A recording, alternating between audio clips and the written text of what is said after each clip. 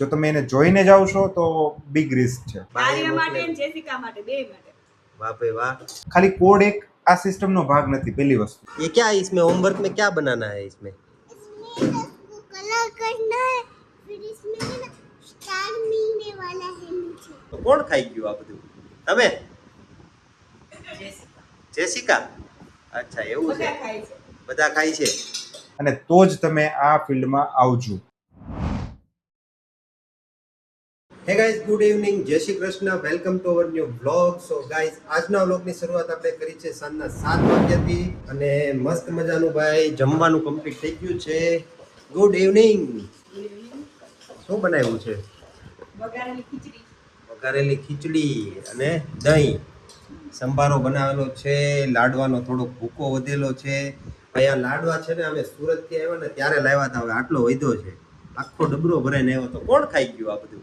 તમે? જેસિકા? અચ્છા એવું છે. બધા ખાય છે. બધા ખાય છે. આર્ય ખાય છે કે નહીં? અરે હમણાં હું ખવડાવી જ રહી છું. ખવડાય તો થોડુંક દે તો. સમજો મીઠું મીઠું. વાહ, કોણે મોકલા છે?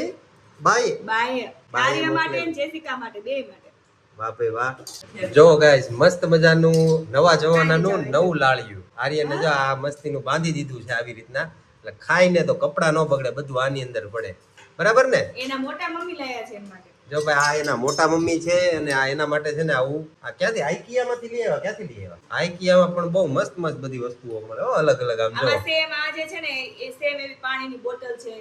અચ્છા, મતલબ આખો સેટ જ આવે એમ ને, કે નાના છોકરાઓનો બધો આખો સેટ આવે. વાહ ભાઈ વાહ, સરસ. લ્યો, આવું મસ્ત મજાનું ભાઈ જમવાનું તૈયાર થઈ ગયું છે. ચાલો પેલા જમી લઈએ અને પછી મળીએ.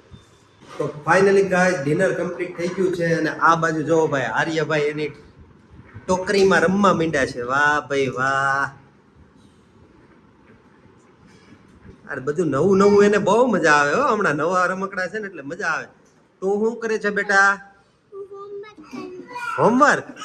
ये क्या है इसमें? होमवर्क में क्या बनाना है इसमें? इसमें कलर करना है, फिर इसमें है ना स्टार मिलने वाला है नीचे।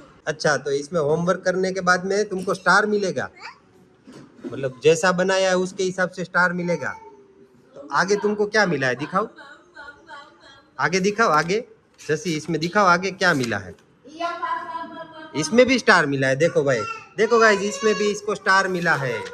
फिर आगे क्या मिला है? वाह, इसमें भी स्टार मिला है, देखो. यानी कि तुमको होमवर्क अच्छे तरीके से आता है, बराबर ना? तो होमवर्क में तुमको स्टार मिलता है, यानी तुम गुड गर्ल हो. તો ભાઈ આવું કંઈક અત્યારે જો આ જેસિકા હોમવર્ક કરે છે અને આ જો આર્યભાઈ એના મોટા મમ્મીના ખોળામાં અત્યારે જો પવન લે છે. જો આ હું પવન આવે ને આમાં પકડી લે છે પણ. પકડી લે છે. જો પંખો ફરે અને પવન આવે એટલે મજા આવે ભાઈને. હાલો હવે પછી તો ખાઈ પીને કમ્પ્લીટ થઈ ગયું છે તો નીચે હાલવા જવું છે ને. હાલો ભાઈ, પેલા હાલવા જઈએ અને પછી આપણે પાછા મળીએ. ચાલો ભાઈ, હવે મસ્ત મજાનું નીચે ચાલવા ગયા હતા અને ચાલીને નીચેથી ઉપર આવ્યા છીએ, બરાબર છે. અને અહીંયા જોવું ભાઈ, અહીં કંઈક વિશાલભાઈનું આવું આખું સેટઅપ છે. વાહ ભાઈ વાહ, કલરફુલ લાઈટ હો, પણ કાંઈ ઘટે નહીં. થોડુંક મેસી છે બધું, આમ તેમ ગોઠવેલું છે. હજી મારે બધું કરવું પડે એમ છે વ્યવસ્થિત. હવે હું તને શું કહું ભાઈ, ડીઝલને ઇન્ક્રીમેન્ટ આવ્યું, તને ખબર છે કે નહીં? ના કાલનો વિડીયો જોયો ને? નહીં જોયો? ના, તમે બહાર ગયા હતા ને એટલે તમને ખ્યાલ નહીં હોય બધાને. અરે સરસ, કોંગ્રેચ્યુલેશન્સ. એવું છે. આ રહી જો. કોંગ્રેચ્યુલેશન્સ કિંજલ. અને બીજું હું શું કહું છું, કાલે મેં એક વિડીયો મૂક્યો છે એઆઈ ટેકનોલોજીથી જે મતલબમાં નુકસાની શું છે ને એ ટાઈપનો, મતલબમાં એઆઈ થી શું થાય એમ. અત્યારે આ સોફ્ટવેર એન્જિનિયરોનું મતલબ જોબ ઘણી બધી ખતરામાં છે ને, એવું કંઈક છે ને. યસ. એના માટેનું મતલબમાં તમારું શું એના વિશે કેવું છે? કેમ કે તમને તો ઘણો એક્સપિરિયન્સ છે આનો.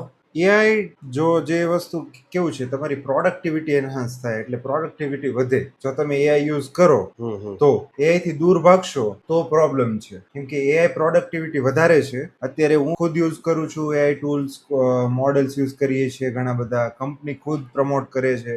તમે આ બધા AI મોડલ્સ યુઝ કરો. કેમ કે પહેલા કેવું હતું કે તમારે જેમ કે મારી ટીમમાં 3 જુનિયર એન્જિનિયર્સ જોઈએ, એક સિનિયર એન્જિનિયર્સ જોઈએ, અને પછી મારે ડ્રિલ ડાઉન કરવું પડે, બધી રિક્વાયરમેન્ટ્સ એને સ્પેક ડાઉન કરીને એને આપવી પડે, અને A to Z એ લોકો કોડ કરે, પછી રિવ્યુ પ્રોસેસમાં આવે, પછી રિવ્યુ કરવાનું, એજ કેસીસ રિવ્યુ કરવાના. હવે એ જે બોઇલર પ્લેટ કોડ હતો, જે બેઝ કોડ, હવે એ AI કરી આપે છે. જે તમારે મેન્યુઅલ એન્જિનિયર્સ એફોર્ટ, જુનિયર એન્જિનિયર્સનો એફોર્ટ લાગતો હતો, એવી AI કરી આપે છે. જે તમારે 10-15 દિવસનું કામ હતું એ ઓલરેડી તમે 1 દિવસ કે અડધા દિવસમાં કમ્પ્લીટ કરી શકો છો યુઝિંગ AI. પણ તમારે એને વાઇઝલી યુઝ કરવું પડે. તો AI થી દૂર ભાગવું એનો કોઈ સોલ્યુશન નથી. AI ને કેવી રીતના યુઝ કરવું એ એનું સોલ્યુશન છે. અને કેવી રીતના તમારી પ્રોડક્ટિવિટી વધારવી, ડે ટુ ડે લાઈફમાં કેવી રીતે યુઝ કરવું, કયા મોડલ ક્યારે યુઝ કરવા, મેઇન તો એ વસ્તુ છે. અને મેં જોયું છે લોકો બીવે છે. બીવાની જરૂર બિલકુલ નથી. આ છે એક છે કે તમે જો અપગ્રેડ નહીં થાવ, તમે પોતાને અપગ્રેડ નહીં કરો તો રિસ્ક છે.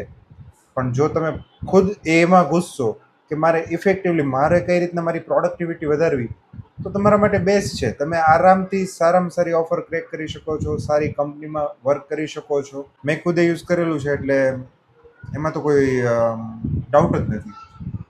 અને ભાઈ બીજું એક ઈ કહેવાનું હતું કે ધોરણ 10 અને 12 અત્યારમાં મોસ્ટલી 10 અને 12 પછી લોકો સોફ્ટવેર એન્જિનિયરિંગની લાઈન, ઘણા બધા લોકો એની અંદર આવે છે, આ ફિલ્ડની અંદર આવે છે, બરાબર છે. તો એના માટે શું કહેવાનું છે કે ધોરણ 10 અને 12 પછી અત્યારે બીજી કોઈ લાઈનમાં જવું જોઈએ કે આના સોફ્ટવેરમાં બેસ્ટ? લાઈન ખોટી નથી અથવા તો કેરિયર બનાવવું ખોટું નથી, પણ આંધળું અનુકરણ ખોટું છે. જેમ કે કોઈનું જોઈને તમે આ ફિલ્ડમાં કૂદી જશો તો તમારા માટે એક બહુ મોટો રેડ ફ્લેગ છે, રિસ્ક છે. કે કોઈની મહેનત 10-15 વર્ષથી જે આ ફિલ્ડમાં છે એ જોઈને તમને એમ થાય કે ઓ આની સેલરી તો આ સ્કેલ ઉપર છે, સારી એવી છે, તો હું પણ આઈટીમાં જઈને આ લેવલ પર કમાઈ લઈશ. એક મિથ છે, જાંજોના જળ કે આપણે ગુજરાતીમાં. તો ડાયરેક્ટ એ લેવલ સુધી પહોંચવું મુશ્કેલ નહીં, નામુમકિન છે. કોઈનું જોઈને અનુકરણ કરવું જોઈએ નહીં, એવું મારું માનવું છે. કેમ કે એ માણસે, કોઈ પણ માણસે મહેનત કરીને 5-10 વર્ષ એમાં પોતાના એફોર્ટ્સ નાખીને એ લેવલ પર પહોંચ્યો છે. જો તમે એને જોઈને જાઓ છો તો બિગ રિસ્ક છે. પ્લસ AI ના આવવાથી ઘણું બધું પ્રોડક્ટિવિટી મેં કીધું એ પ્રમાણે એનહાન્સ થઈ છે. તો હવેનો જે આખો પાથ છે એ તમારો એવો હોવો જોઈએ કે મારે કોડિંગ નથી કરવું. કોડિંગ કરવું છે, તમને ફંડામેન્ટલ્સ ખબર હોવી જોઈએ. તમને જો કોડિંગ કરવાની જરૂર નથી, અત્યારના મોડેલ્સ સારા એવા પ્રોપર કોડિંગ કરી આપે છે, પણ એ કોડને રિવ્યૂ કેમ કરવો, કોડ બધા જ એજ કેસીસ કવર કરે છે કે નહીં, પ્રોડક્શન રિસ્ક શું છે, અને ક્યાંય તમારું કોઈ પણ સિક્યોરિટી લીક્સ નથી, આ બધું એક સિનિયર એન્જિનિયર્સ માટે એક મહત્વનું હોય છે એક વસ્તુ. તો એના માટે તમારે બહુ એમાં ઘૂસવું પડે. એના માટે ખાલી કોડ એક આ સિસ્ટમનો ભાગ નથી. પહેલી વસ્તુ, આમાં ઓબ્ઝર્વેબિલિટી, મોનિટરિંગ, સિક્યોરિટી, રિલાયબિલિટી, અલર્ટિંગ ઘણું બધું આવે છે, લોગિંગ, બરાબર છે. તો ખાલી કોડ કરી દેવાથી સોફ્ટવેર નથી બનતું. એની પાછળ બહુ બધું આખું એક ઇન્ફ્રા હોય છે, જે આખું સેટઅપ હોય છે જે કામ કરે છે. તો એનો મતલબ એવો ક્યારેય નથી કે ભાઈ AI ના આવવાથી આખું બધું વેનિશ થઈ જશે. એ એક બહુ મોટું મીથ છે, બહુ મોટો એક ભ્રમ છે, એવું હું માનું છું. અને ખાસ તો ગાઈઝ આજે આઈડિયા આપ્યો એ કોઈ ડાયરેક્ટ કોઈના પાસેથી લઈને આપી દેવો એવો કોઈ આઈડિયા નથી. કમસે કમ 12 થી 15 વર્ષનો એક્સપિરિયન્સ છે, અને ત્યારબાદ એ અત્યારે તમને આ મતલબ જે કઈ ગાઈડલાઈન આપે છે 12 થી 15 વર્ષનો એક્સપિરિયન્સ બોલે છે. અને કિંજલ પણ આ જ લાઈનની અંદર છે.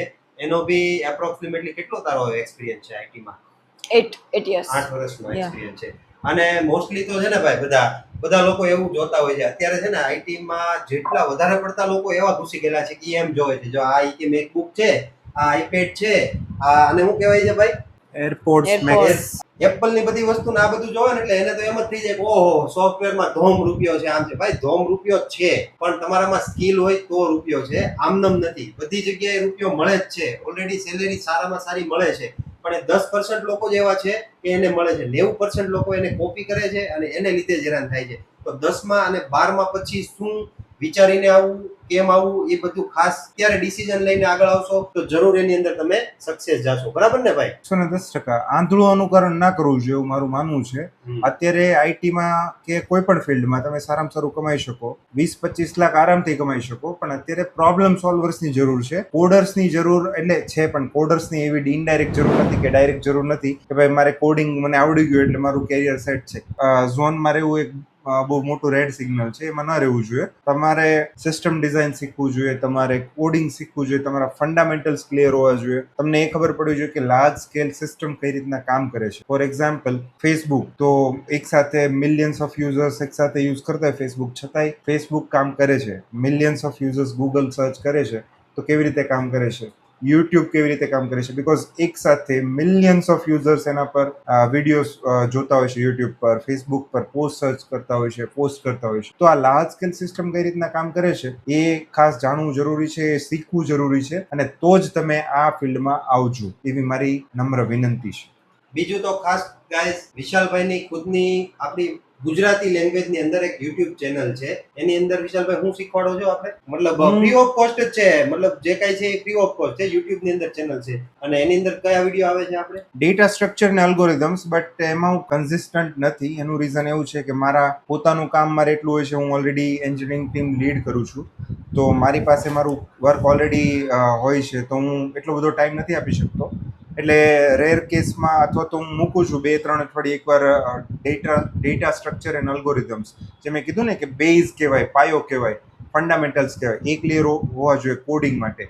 તો એના રિલેટેડના વિડીયોઝ છે, અને તમે એ જોઈ શકો છો. અને ચેનલનું નામ છે ધ ગુજ્જુ ડેવ. ચાલો ભાઈ, આ તો હું તમને છે ને વિશાલભાઈની જે ચેનલની લિંક છે એ હું ડિસ્ક્રિપ્શનમાં આપી દઈશ, અને નામ પણ ડિસ્પ્લે ઉપર શો થતું હશે. અગર તમારે કોઈ ફેમિલીની અંદર સોફ્ટવેર રિલેટેડનું કોઈ વિડીયો જોવા હોય, કોઈને શીખવું હોય, તો એના માટેની આ બેસ્ટ ચેનલ રહેશે. શું કેવું કિંજલ તારું એના વિશે? Yes, definitely. તારે કઈ કહેવાનું છે હવે?